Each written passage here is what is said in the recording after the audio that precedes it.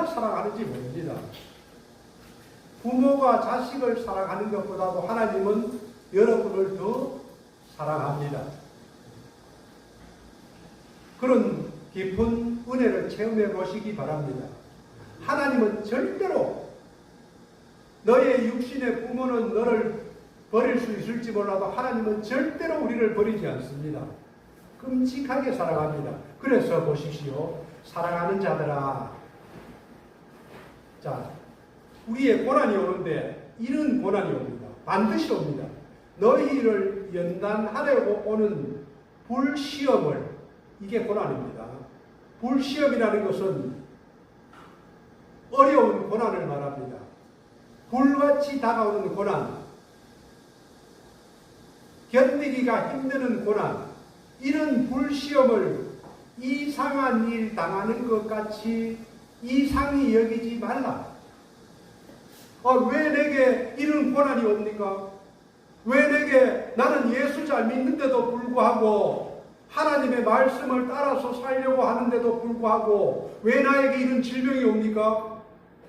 예수 믿지 않는 사람은 저렇게 잘 사는데 나는 예수 믿는데도 불구하고 하나님 왜 이런 내게 질병과 어려움이 옵니까? 이것을 이상하게 생각하지 말라는 거예요. 당연히 온다는 것을 이야기합니다. 왜 옵니까? 연단하기 위해서 옵니다. 사랑하는 자녀에게는 하나님께서 반드시 약한 매, 강한 매, 작게 크게 매를 들고 때려서 하나님의 자녀답게 살아가게 만듭니다.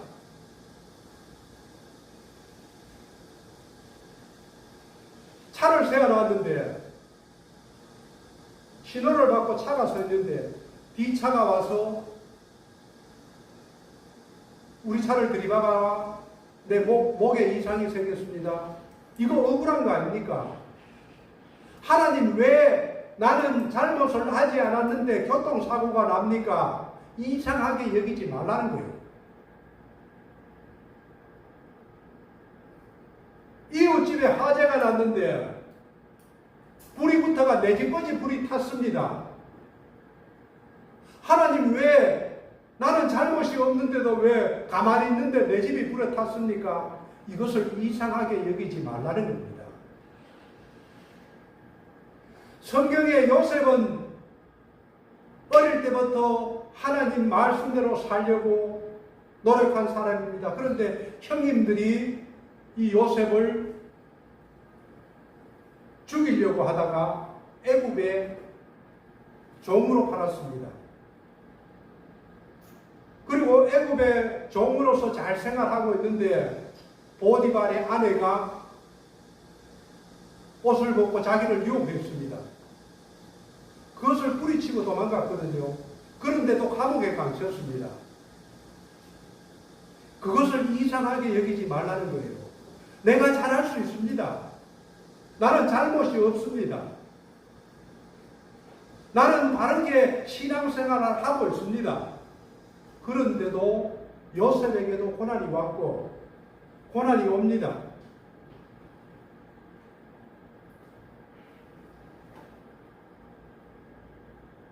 그래서 우리는 12절을 보면은 사랑하는 자들아 이상하게 여기지 말아라.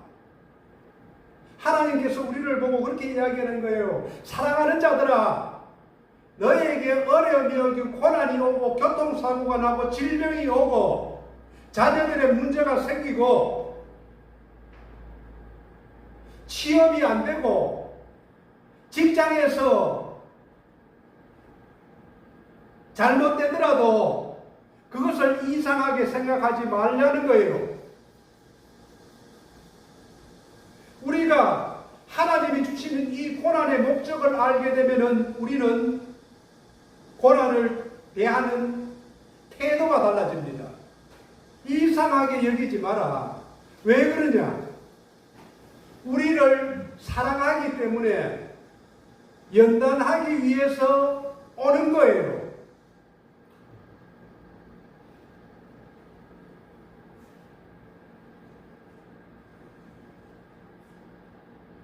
신앙생활을 잘하려고 저도 그런 경우를 많이 겪었거든요. 참 신앙생활을 말씀대로 살아가기 위해서 참 몸부림을 쳤습니다. 어떻게 하면은 내가 하나님의 말씀을 다 지켜 수행할 수가 있을까? 어떻게 하면 한마디 말씀도 없이 내가 다 지켜 수행할 수 있을까? 그런 간절한 마음이 있었습니다. 그런데도 나에게 고난이라는 것은 피하지를 않았습니다. 때로는 그런 생각이 들더라고요. 믿는 내가 믿지 않는 사람들보다도 나는 예수를 믿으려고 잘 믿으려고 노력하는데 예수를 안 믿는 내 친구들이 사회에서 더 잘 되더라고요. 더 형통하고 돈도 더 잘 벌고 더 부유하게 살고 더 가정도 풍요롭고 속상하더라고요. 하나님께서 내 음성을 듣고 계시나? 나는 왜 하나님을 믿는데도 믿지 않는 내 친구들보다도 더 못해? 속상하더라고요. 예배도 드리기 싫어지고 기도도 하기 싫어지고 신앙과 멀어지는 경우가 있습니다. 그럴 때에 하나님께서 우리에게 본문을 통해서 이야기합니다. 사랑하는 자들아, 너희에게 다가오는 불시험을 이상하게 여기지 말아라. 왜요? 연단과 불시험이라는 것입니다. 너희를 연단하려고 오는 불시험이라는 거예요. 연단이 무엇입니까? 훈련을 말하는 겁니다. 재련의 과정을 말하는 겁니다. 훈련이 없으면 군인이 부린다울 수가 없습니다. 좋은 군인이 될 수가 없습니다. 사업가가 훈련을 받지 않으면 좋은 사업가가 될 수가 없습니다. 광석을 재련하지 않으면 순금을 나올 수가 없습니다. 진주가 조개 안에서 고통과 고난을 오래 겪지 않으면 좋은 진주가, 보배로운 진주가 나올 수가 없습니다. 하나님께서 우리를 단련하시고 우리를 연단하시고 우리를 재련하기 위해서 우리에게 연단을 주신다는 거예요. 그래서 이상히 여기지 말라는 겁니다. 빌립보서 1장 29절에도 똑같은 말씀이 나옵니다. 그리스도를 위하여 너희에게 은혜를 주신 것은, 우리에게 은혜를 주시는 것은 하나님의 자녀로 삼고 천국을 상속물로 주시는 것은, 성령님께서 우리와 함께 하시는 이런 은혜를 주신 것은 그를 믿을 뿐 아니라 그를 위하여 고난도 받게 하려 함이라. 믿습니까? 네. 그를 위하여 고난도 받게 하려 함이라. 왜 그렇게 하십니까? 우리를 연단하기 위해서입니다. 불순물을 제거해야 진짜 신앙이 나옵니다. 불순물을 제거해야 정금 같은 신앙으로 바뀌어지게 됩니다. 성경에 나오는 모든 인물들을 보십시오. 시련이라는 고통을 겪지 않은 믿음의 선배가 없습니다. 아브라함도, 모세도, 바울도, 다윗도, 요셉도, 야곱도, 그 어느 한 사람도 시련의 광야를 겪지 않는 믿음의 선배들은 없습니다. 욥도 그렇게 이야기하지 않습니까? 내가 가는 길을 그가 아시나니. 욥이 자기가 고통 가운데 있을 때에 이야기를 합니다. 그가 아신다. 하나님께서 다 보고 계신다. 내 일거수일투족을 다 보고 계신 하나님이 나를 단련하신 후에 내가 정구 같은 신앙으로 나오리라고 고백합니다. 우리 하나님은 우리의 인생길에 합력하여 선을 이루는 하나님이십니다. 나에게 다가오는 어떤 고난이나 고통이나 이 모든 것들을 합력해서 선을 이루기 위해서입니다. 하나님은 너무나 잘하십니다. 나에게 가진 모난 성격, 예쁜 성격, 폭력적인 성격, 나의 기질, 못된 기질, 내가 가지고 있는 욕심, 나의 치명적인 약점이 무엇인지를 아십니다. 그것을 재련하기 위해서 불문불 속으로 우리를 끌고 들어가서 우리를 재련하여 새로운 것으로 만들기 위해서 우리를 단련하시는 것입니다. 정원사가 겨울이 되면 나뭇가지를 잘라줍니다. 왜 그렇습니까? 튼튼한 나무, 봄이 되면 싱싱한 열매를 맺게 하기 위해서입니다. 우리의 인생의 고난과 고통도 마찬가지입니다. 고난을, 나에게 다가오는 고난을 당연한 것으로 받아들여서 체념해야 한다는 이야기가 아닙니다. 체념하고는 다른 이야기입니다. 우리가 고난에 대한 하나님의 목적을 알고 성장과 성숙의 과정으로 만들어 가라는 것입니다. 사기를 당하면은 다시 사기를 당하지 않는 지혜를 배웁니다. 사업에 실패를 하면은 그 다음에는 그 실패를 통해서 성공하는 방법을 배웁니다. 우리 일이 뜻대로 되지 않으면은 하나님 앞에 무릎을 꿇고 겸손함을 배웁니다. 우리의 질병이 오면은 건강관리를 소홀히 했구나. 아, 내가 이제는 건강관리를 잘해야 되겠다. 지혜를 배우게 됩니다. 그래서 우리는 하나님께서 우리에게 사랑하는 자들아, 너희에게 다가오는 불시험을 이상한 것으로 여기지 말고 오히려 그 고난을 즐거워하라고 합니다. 13절 말씀을 보겠습니다. 한번 같이 읽어보겠습니다. 시작. 오히려 너희가 그리스도의 고난에 참여하는 것으로 즐거워하라. 이는 너희 영광을 나오신 그에게 너희로 즐거워하고 기뻐하게 하려 함이라. 우리가 받는 억울하게 받는 고난, 예수님 말씀을 지키기 위해서 살아가다가 알지 못하게 나오는 모든 고난들은 예수 그리스도의 고난에 참여하는 것입니다. 내가 그리스도인이기 때문에 받는 고난, 물론 내가 잘못을 해서 받는 고난은 아닙니다. 도둑질이냐 살인이냐 강도나 남의 일을 방해하거나 내가 악한 행동으로 해서 그런 고난은 하나님이 주시는 고난이 아닙니다. 내 죄 때문에 오는 고난입니다. 그러나 내가 죄가 아니고 하나님의 말씀대로 살아가기 위해서, 그리스도인으로 살아가기 위해서 받는 고난은 예수 그리스도의 고난에 참여하는 고난입니다. 직장 생활을 해보십시오.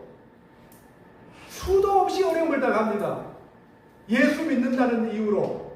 니 왜 술 안 먹어? 니는 왜 바르게 살아? 니 왜 거짓말을 안 해?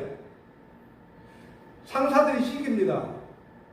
거짓말도 대충 하면서 살아. 이중장구 써.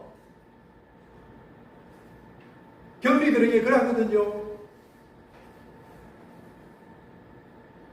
예수 믿는 사람들은 정직하고 바르게 살아가려야 하는데 자꾸 거짓말 썩이고 지시합니다.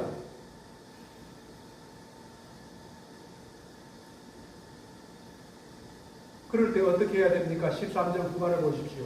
오히려 너희가 그리스도의 고난에 참여하는 것으로 즐거워하라. 예수 그리스도의 고난에 참여하는 것으로, 여기서 참여한다는 말은 같이 겪는다, 같이 나눈다는 뜻입니다. 예수님의 그 대속적인 고난에 내가 참여하는 것을 말합니다. 내가 자발적으로 당하는 고난을 말합니다. 내가 예수를 믿는 그리스도인으로서 그것을 받아들인다는 것은 고난에 참여한다는 것을 말합니다. 그래서 즐거워하라는 거예요. 베드로도 그렇게 했습니다.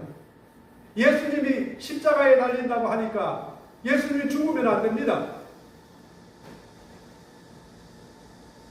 그러나 베드로가 이제 우리에게 이렇게 이야기합니다. 베드로전서 1장 6절 7절 말씀을 보면은, 그러므로 너희가 이제 여러 가지 시험으로 말미암아, 우리에게 시험이 있거든요. 살아가는데 반드시 시험이 있습니다. 잠깐 근심하게 되지 않을 수 없으나 오히려 크게 기뻐한다. 너희의 믿음의 확신함은, 왜요? 연단의 과정을 겪기 때문에. 불로 연단하여도 없어질 금보다도 더 귀하여 예수 그리스도께서 나타나실 때에 칭찬과 영광과 존귀를 얻게 할 것이니라. 여러분, 영광과 존귀를, 칭찬을 얻고 싶지 않습니까? 예수님 앞에서 벌벌 떨면서 나 아무것도 한 거 없어요, 나 부끄러워요,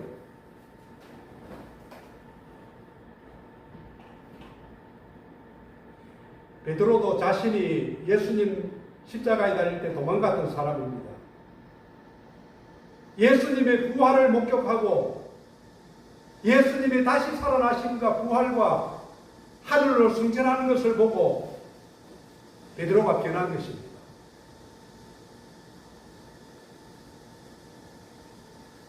고난을 즐거워하는 삶을 살아가게 되면 차원이 다른 삶을 살아갑니다. 똑같은 그리스도인이라도 나에게 다가오는 고난을 즐거워하는 삶은 차원이 다릅니다. 사도 바울을 보십시오. 골로새서 1장 24절 말씀입니다. 한번 같이 읽어보겠습니다. 시작. 나는 이제 너희를 위하여 받는 괴로움에 불과하고 그리스도의 남은 나라는 내 몸된 교회를 위하여 내 육체의 죄를. 나는 이제, 바울이 로마 교회와 유럽 교회를 보고 이야기하거든요. 너희를 위하여 받는 괴로움을 기뻐한다. 왜 그러냐? 예수 그리스도의 남은 고난을 유럽 교회, 예수 그리스도의 몸된 교회를 위하여 자기 육체에 채운다. 사도 바울이 그 육체의 고난을 자기에 채웠기 때문에 감옥 생활을 했고 죽음 앞에서도 굽히지 않고 사랑하고 전도를 한 것입니다. 예수 그리스도의 남은 고난,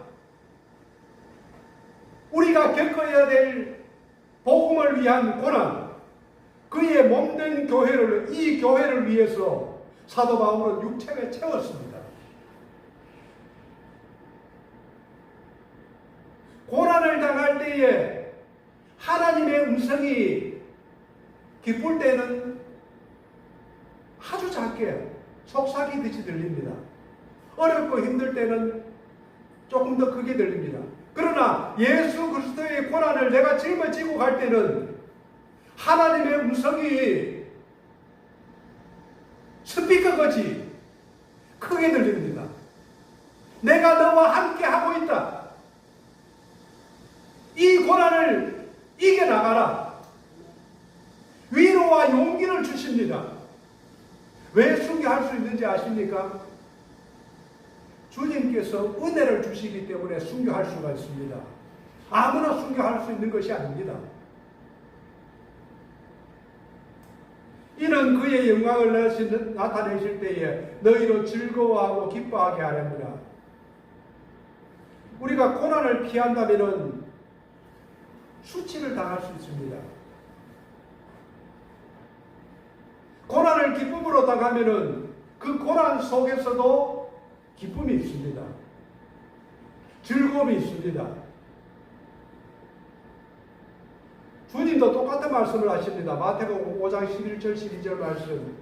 나로 말미암아 너희를 욕하고 박해하고 거짓으로 너희를 거슬려 모든 악한 말을 할 때에는 너희에게 복이 있나니 기뻐하고 즐거워하라.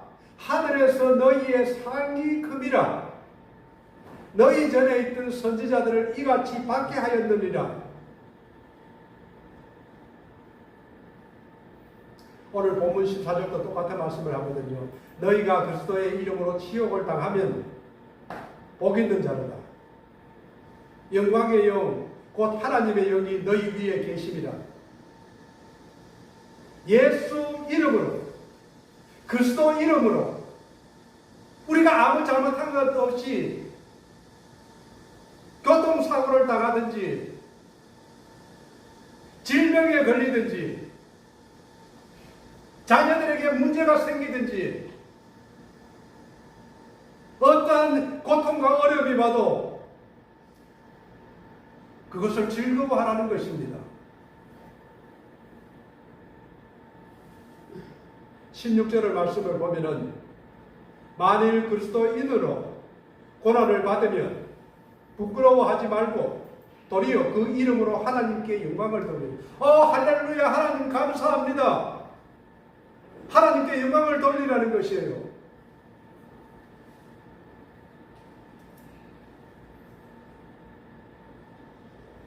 우리는 고난을 부끄러워하지 말아야 합니다.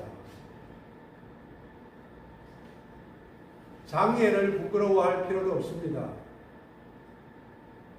송명희 집사를 보십시오. 이제 나이 60인데 선천성 내성 마비로 장애자로 부끄러워하지 않습니다. 송명희 자매님 보십시오. 말을 못해도 걷지 못해도 휠체어를 타도 얼굴이 돌아가도 하나님께 영광을 돌립니다.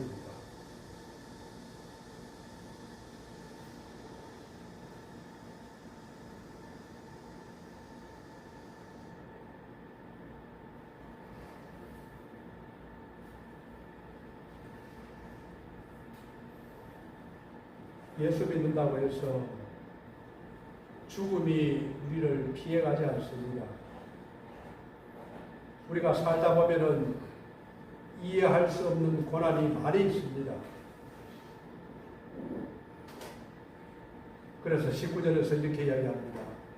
그러므로 하나님의 뜻대로 고난을 받는 자들은 또한 선을 행하는 가운데에 그 영혼을 미쁘신 창조주께 의탁할지어다. 믿습니까? 아멘. 선을 행해야 합니다. 내가 아프다고, 내가 어려움이 있다고 선을 피하면 안 됩니다. 선을 행하다가 고난을 당해도 선을 행해야 됩니다. 악을 행하면 되지 않습니다. 왜 그럴까요? 오늘 본문 17절, 18절 말씀 밑에를 보면 이렇게 나옵니다. 마지막 결산할 때가 있다. 이 땅에서 결산되지 못하는 것들도 마지막 결산 때에 하나님께서 우리에게 주시는 상급이 있다는 것입니다. 이 땅에서 예수 그리스도로서 선행을 행하는 것은 낭비가 아닙니다. 교회에 행하는 선행, 형제들에게 행하는 선행, 이웃들에게 예수 그리스도 이름으로 행하는 선행은 손해가 아닙니다. 반드시 거기에 대한 상급이 있습니다. 그리고 고난을 받는 자들은 선을 행하는 가운데 그 영혼을 미쁘신 창조주께 의탁할지어다라고 합니다. 의탁하다는 것은 전적으로 나의 목숨과 영혼을 주님께 맡기라는 거예요. 맡기면 하나님께서 책임지십니다.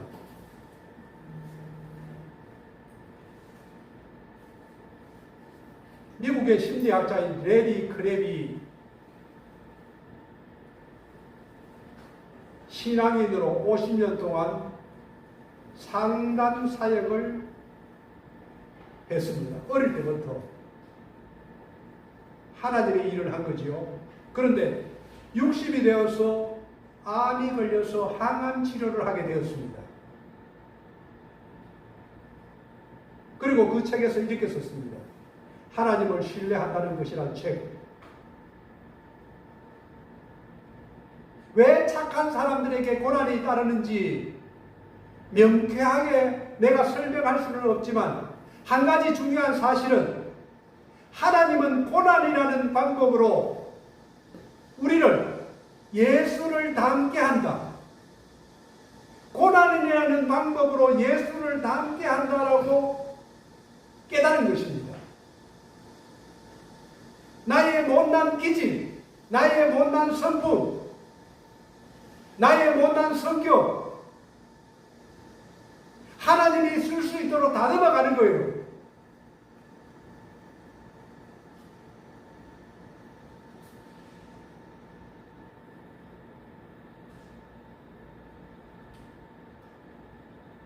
미국의 시인 라이스, 유명한 라이스 여사는 고난은 변장된 축복이다라고 이야기했습니다. 그리스도인에게 오는 고난은 변장된 축복이다. 오늘 본문은 이야기합니다. 고난도 즐거워하라. 고난도 우리에게 주는 유익이고, 고난도 복이고, 고난도 은혜다. 고난도 하나님의 영광의 도구이며 겸손의 통로이다. 고난은 성장과 성숙의 디딤돌이라고 이야기를 합니다. 자기의 잘못으로 고난을 당하면 안 됩니다. 자기의 잘못이 없을 때에 그리스도인으로서 받는 고난은 모든 것이 우리에게 유익입니다. 그래서 시편 50편 15절에서는 이렇게 이야기합니다. 하나님은 환난 날에 나를 부르라. 내가 너를 건지리니, 내가 너를 건지리니, 너가 나를 영화롭게 하리라. 내가 너를 건질 것인데 너는 나를 영화롭게 할 것이라는 것을 하나님은 우리에게 이야기하십니다. 저와 여러분에게 이러한 은혜가 있기를 주님의 이름으로 축원드립니다. 아멘.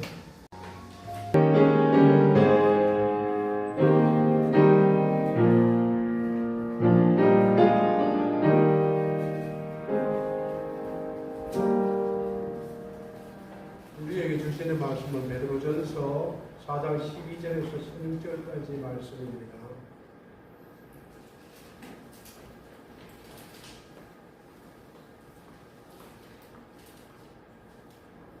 (12절에서 16절까지) 함께 받들어 읽도록 하겠습니다. 시작.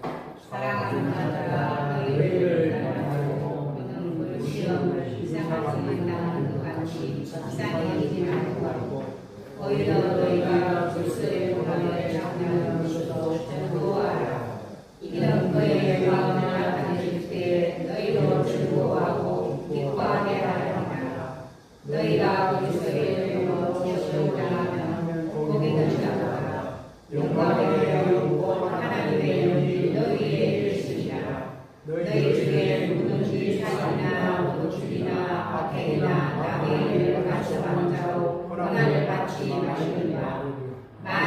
주어 이름으로 고난을 받으면 부끄러워하지 말고 도리어 그 이름으로 하나님께 영광을 돌리라. 아멘. 우리에게는 우리 인생에는 고난이 반드시 있습니다.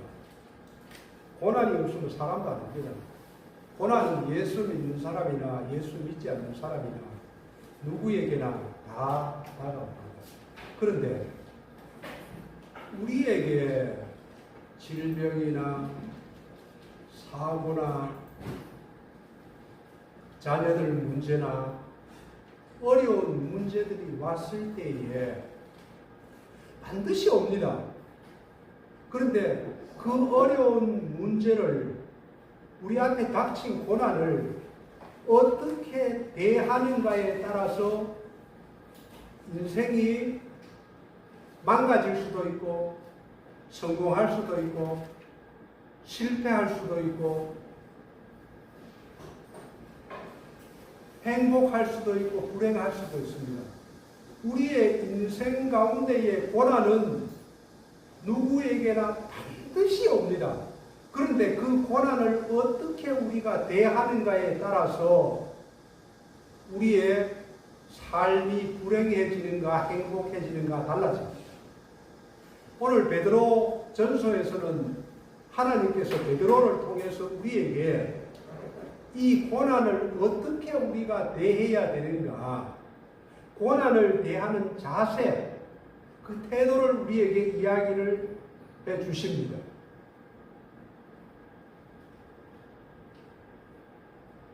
얼마 전에 뉴스에 인천에서 일가족 5명이 아버지와 어머니와 어린 자식들 3명이 함께 자살한 사건이 뉴스에 나왔습니다. 왜 그러냐? 아버지가 주식 투자에 실패해갖고 빚을 5억을 졌습니다.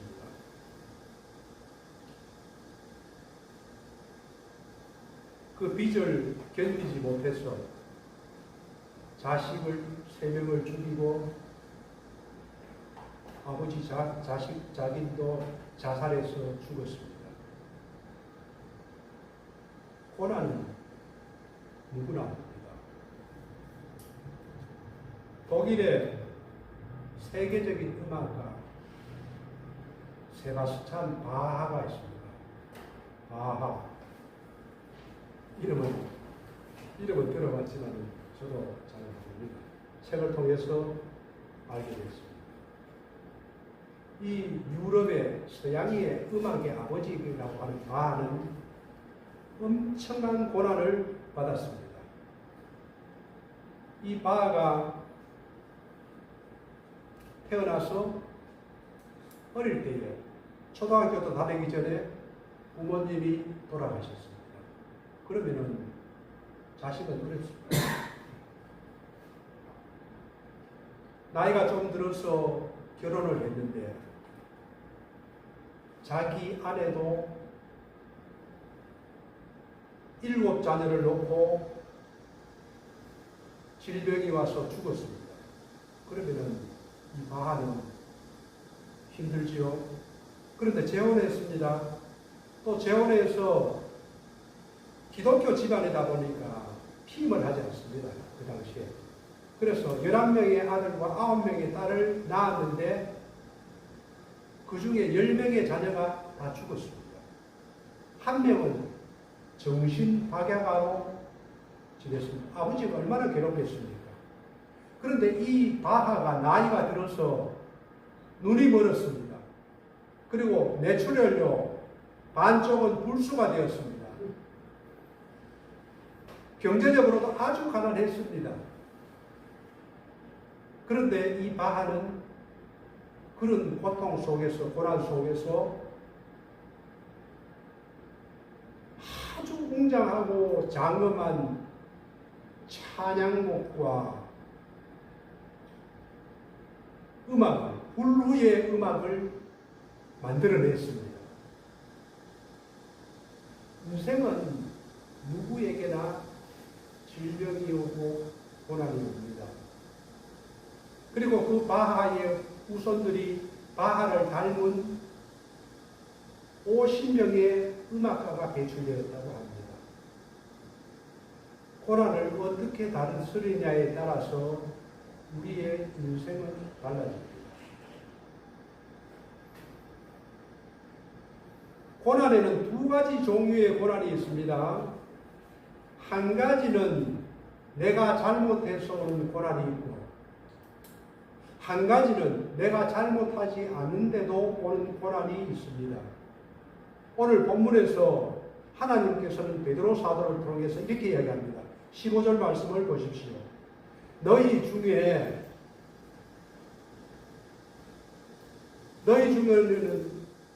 교회를 보고 말합니다. 하나님의 교회를 보고 너희 중에 교회도 이런 사람이 있습니다. 누구든지 살인이나 도둑질이나 악행이나, 악행은 무엇을 말합니까? 악한 행동을 말합니다. 또 남의 일을 간섭하는 자로, 쓸데없는데 남의 일에 자꾸 간섭하는 사람이 있습니다.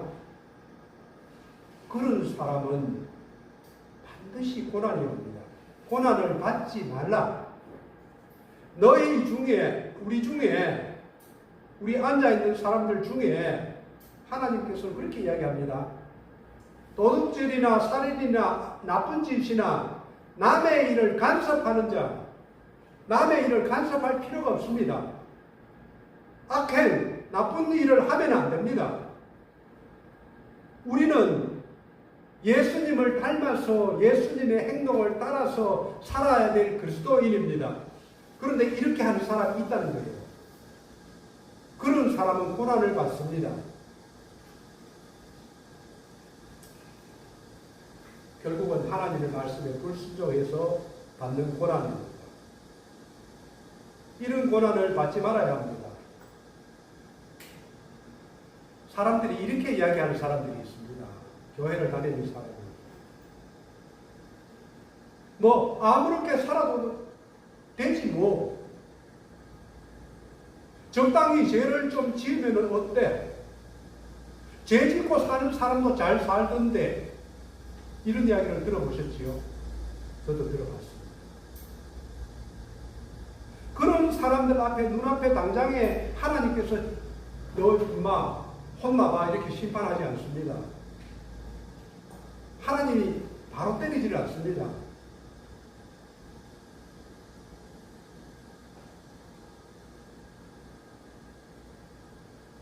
그런데 우리가 음식을 먹지 말아야 될 음식들, 기름진 것, 튀긴 것,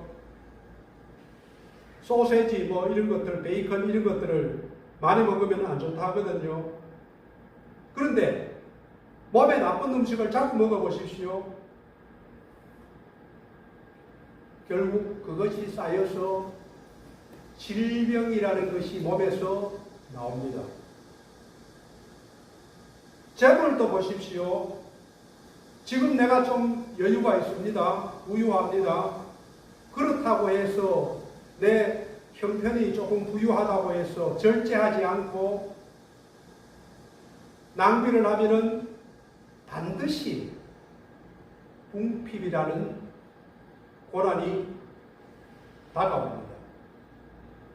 사람들이 당하는 고난은 대부분 자기 자신의 잘못, 자기 자신의 실수, 자기 자신의 부주의, 말을 잘못했다든가 행동을 잘못했다든가 아니면은 욕심을 부려서 탐욕을 부려서 다가오는 것들이 대부분 우리에게 다가오는 고난입니다.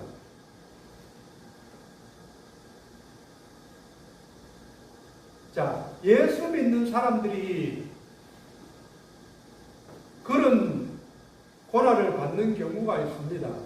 그러면 하나님께서 그래, 네 죄 짓고 잘못하고 나쁜 짓 해도 가만히 있을까요? 살아있는 우리 부모님도, 육신의 부모님도 자식이 나쁜 짓 하면 그냥 두지 않습니다. 하나님께서 절대로 그냥 두지 않습니다. 그래서 히브리서 12장 8절에서 징계는 다 받는 것이오늘 너희에게 없으면은 사생자요. 사생자는 죽은 아들이란 말입니다. 친아들이 아니다. 아들이 아니다 이 말이에요. 하나님의 아들이 아니다. 징계가 없다면 그런 사람은 하나님께서 버려둡니다. 에서와 야곱이 살았을 때에 하나님은 야곱은 간섭했습니다. 그러나 에서는 버려두었습니다. 징계는 다 받습니다. 그렇다면 그리스도인이 고난을 받지 않는, 이러한 고난을 받지 않는 방법이 어디에 있습니까? 베드로전서 4장 2절 3절입니다. 이렇게 살면은 이런 고난을 받지 않습니다. 한번 같이 읽어보겠습니다. 시작. 그 후로는 다시 사람의 정욕을 따르지 않고 하나님의 뜻을 따라 육체의 마음대로 살게 하려 합니다. 너희가 음란과 정욕과 술취함과 방탕과 향락과 무법한 우상 숭배를 하여 이방인의 뜻을 따라 행하는 것은 지나간 대로 정하노라. 아멘. 우리가 예수 믿기 전에는 그렇게 정욕을 따라서 살았습니다. 음란할 때도 있었고, 정욕을 따라서 할 때도 있었고, 술 취할 때도 있었고, 방탕할 때도 있었고, 향락, 쾌락을 즐길 때도 있었습니다. 그러나 예수 믿고 난 이후에는 그렇게 살면은 안 됩니다. 예전에 그렇게 살 때 그때로 족한 겁니다. 지금은 그런 식으로 살아서 하나님의 징계를 받으면은 안 됩니다.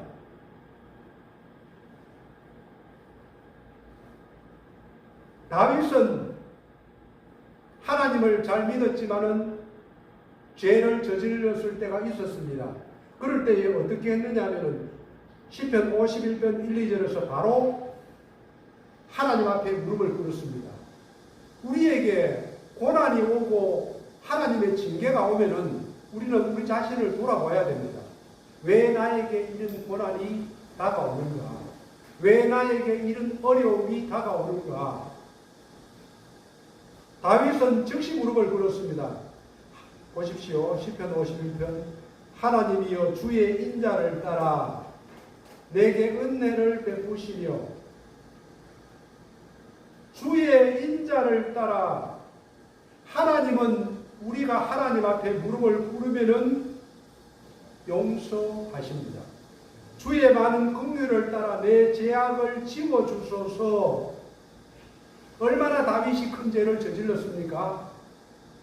나의 죄악을 말갛게 씻으시며 나의 죄를 깨끗이 제하여 주소서 이렇게 기도합니다.